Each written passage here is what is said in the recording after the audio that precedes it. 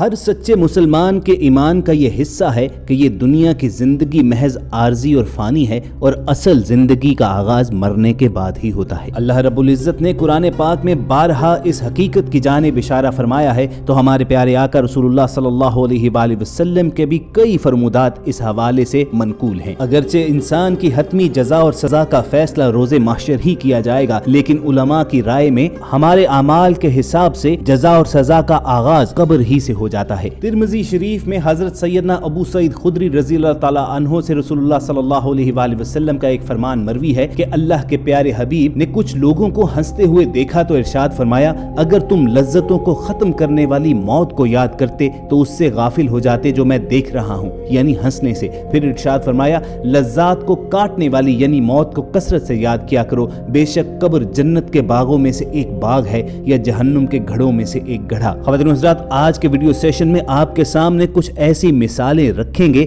جو دور جدید سے تعلق رکھتی ہیں، اور آپ کو معلوم ہوگا کہ رسول اللہ صلی اللہ علیہ وآلہ وسلم کا یہ فرمان حرف بحرف کس طرح پورا بھی ہوا۔ مگر ویڈیو کی شروعات سے پہلے آپ ریڈ بٹن پر کلک کر کے ہمارے چینل کے سبسکرائبرز بننا مت بھولیے، تاکہ ایسی اسلامی، تاریخی اور معلوماتی ویڈیوز آپ کی روزمرہ زندگی کا حصہ بنی رہے۔ خواتین حضرات، جو پہلا واقعہ ہم نے آپ کے ساتھ شیئر کرنا ہے، اس کے راوی دمشق شام میں پڑھانے والے ایک عالم شیخ ہیں، اور اپنے طالب علموں کے سامنے انہوں نے یہ حقیقت برا واقعہ بیان کیا کہ جب ایک گورکن نے میت اتارتے وقت قبر میں جنت کا باغ دیکھا۔ یہ کوئی الف لیلہ کی کہانی نہیں، بلکہ حقیقت میں واقعہ دمشق شام کے ایک مشہور قبرستان دہدہ کا ہے، جو ہم چاہتے ہیں کہ آپ انہی کی زبانی سنیے، چونکہ وہ عربی میں بول رہے ہیں، چنانچہ ہم ساتھ ہی ساتھ اس کا اردو ترجمہ بھی آپ کو سناتے جائیں گے۔ شیخ فرماتے ہیں کہ ہمارے ہاں دمشق میں دہدہ کا قبرستان ہے، جو سب کو معلوم ہے۔ یہ مشہور قبرستان ہے، اس میں اولیاء دفن ہیں، علماء ہیں، مجاہدین ہیں، اس میں شہداء ہیں۔ یہ دہدہ کا قبرستان دمشق میں مشہور ہے،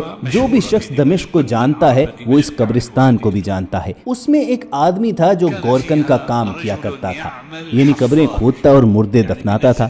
ایک دن اس کے پاس ایک خاتون آئی اور اس سے ایک قبر بنانے کا کہا۔ حکم کی تعمیل میں اس نے قبر کھود دی، اور کچھ دیر کے بعد جنازہ بھی آ گیا، مگر اس کے ساتھ لوگوں کی تعداد کچھ زیادہ نہیں تھی، یعنی چند آدمی تھے۔ جنازے کو لا کر زمین پر رکھا گیا، صندوق کو کھولا گیا اور میت اٹھا کر قبر میں رکھنے کے لیے حوالے کی گئی۔ گورکن قبر کے اندر موجود تھا، اس نے میت ہاتھ میں لی اور اسے قبر میں رکھنے کا ارادہ کیا کہ اسی اثناء میں قبر کھل گئی اور جنت کے باغوں میں سے ایک باغ بن گئی۔ یہ جو میں آپ کو بتا رہا ہوں یہ واقعہ حقیقی ہے، خیال اور الف لیلہ کی کوئی داستان نہیں ہے۔ قبر کے اندر گورکن نے جب یہ دیکھا کہ دو آدمی ایک گھوڑے پر سوار آئے اور میت اٹھا کر اپنے ساتھ لے گئے، تو وہ یہ سارا منظر دیکھ کر بے ہوش ہو گیا۔ لیکن قبر کے باہر ارد گرد موجود لوگوں کو اس میں سے کچھ نظر نہیں آیا، صرف یہ سارا منظر قبر کے اندر موجود گورکن ہی نے دیکھا۔ چنانچہ باہر موجود لوگوں نے اس گورکن کو باہر نکالا، پانی کے چھینٹے مارے، اسے ہوش میں لائے۔ میت کے وارث کے طور پر آنے والی وہ خاتون وہاں سے جا چکی تھی۔ لوگوں نے اس سے پوچھا کہ ایسا کیا ماجرا ہوا، تو اس نے کہا کہ بخدا میں نے عجیب چیز دیکھی ہے، اور پھر سارا ماجرا بیان کرتے ہوئے بتایا کہ یوں یوں یوں ہوا۔ سبحان اللہ! لوگوں نے سمجھا کہ شاید اسے وہم ہو گیا ہے، اسی لیے وہ اسے یوں ہی چھوڑ کر وہاں سے چل دیے۔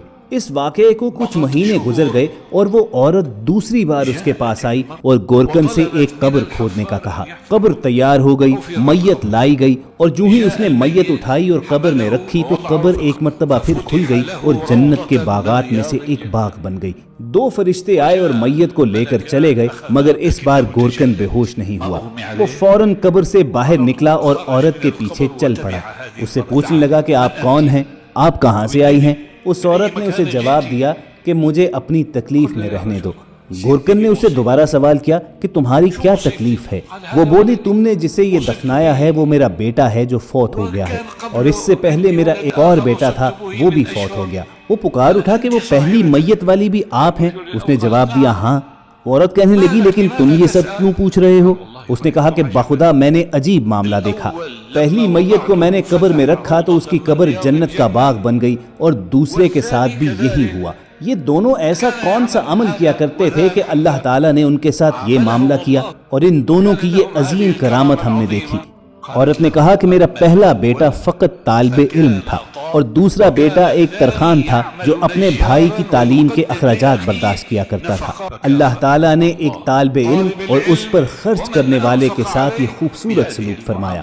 اس گورکن نے یہ حالت دیکھی اور یہ جواب سنا تو قبرستان چھوڑ کر مسجد توبہ آ گیا۔ یہ جس جامع میں ہم رہتے ہیں، یہاں پر ہمارے والد، ان کے والد اور دادا کے دادا اسی مسجد میں خدمت کیا کرتے تھے۔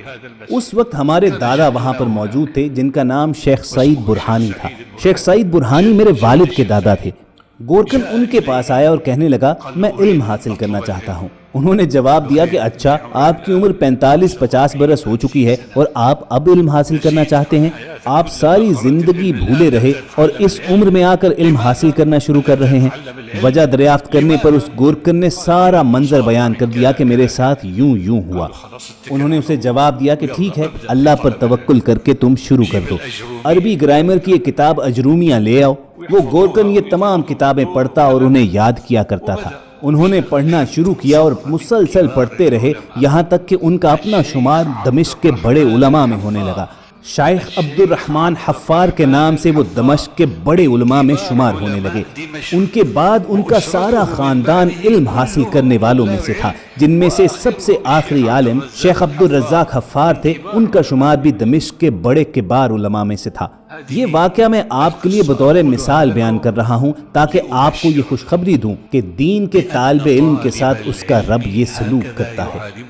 خواتین حضرات، شیخ دمشق کا جو واقعہ آپ کے سامنے رکھا ہے، یہ ایک حدیث مبارکہ سے بھی ثابت ہوتا ہے۔ حضرت ابو ہریرہ رضی اللہ تعالیٰ عنہ سے روایت ہے کہ آپ صلی اللہ علیہ وآلہ وسلم نے فرمایا، جب کوئی بندہ مومن مرتا ہے تو دو نورانی چہرے والے فرشتے اس کے آگے آتے ہیں۔ ان فرشتوں کے ساتھ ایک خوشبودار کپڑا ہوتا ہے جس سے مشک کی خوشبو آتی ہے۔ وہ اس مومن کی روح کو اس کپڑے میں لپیٹ لیتے ہیں اور اس کی روح کو خوشخبری سناتے ہیں کہ اے پاک روح، نکل اس پاک جسم سے اور چل جنت کے باغات اور جنت کی ٹھنڈی ہواؤں کی طرف۔ پھر وہ فرشتے اس روح کو آسمان کی طرف لے کر چڑھتے ہیں۔ آسمان والے کہتے ہیں، کوئی پاک روح ہے جو زمین کی طرف سے آئی ہے، اللہ تجھ پر رحمت کرے اور تیرے بدن پر جس کو تو نے آباد رکھا۔ پھر وہ فرشتے اس روح کو پروردگار کے پاس لے جاتے ہیں۔ اللہ تعالیٰ فرماتے ہیں، اس روح کو لے جاؤ اپنے مقام میں، یعنی جہاں مومنوں کی ارواح رہتی ہیں، اور قیامت ہونے تک وہیں رکھو۔ صحیح بخاری میں حضرت عبداللہ بن عمر رضی اللہ تعالیٰ عنہ سے روایت ہے کہ آپ صلی اللہ علیہ وآلہ وسلم نے فرمایا، تم میں سے جب کوئی مر جاتا ہے تو ہر صبح شام اسے اس کا ٹھکانہ دکھایا جاتا ہے، اگر وہ جنتی ہے تو جنت میں اور اگر جہنمی ہے تو جہنم میں، اور اس سے کہا جاتا ہے کہ یہی تیرا مقام ہے جب قیامت کے دن اللہ تجھے اٹھائے گا۔ تو بس اللہ رب العزت سے ہر دم یہی دعا رہنی چاہیے کہ جب تک ہم زندہ ہیں ہماری زندگیاں رسول کریم صلی اللہ علیہ وآلہ وسلم کی حیات مبارکہ کی تقلید میں گزریں، اور جب ہمارا اس جہاں سے رخصت ہونے کا وقت آئے تو ہمارا خاتمہ بالایمان ہو۔ اگر آپ کے دل کی یہی صدا ہے تو کمنٹ سیکشن میں آمین ضرور لکھیے گا۔ کوشش ہوگی کہ اپنے اس چینل پر آپ تک ایسی ہی تاریخی، معلوماتی اور اسلامی ویڈیوز وقتاً فوقتاً پہنچاتے رہیں، اور یہ ویڈیوز حاصل کرنے کے لیے آپ ریڈ بٹن پر کلک کر کے ہمارے سبسکرائبرز بن جائیے۔ جلد آپ سے دوبارہ ملاقات ہوگی۔ اللہ حافظ۔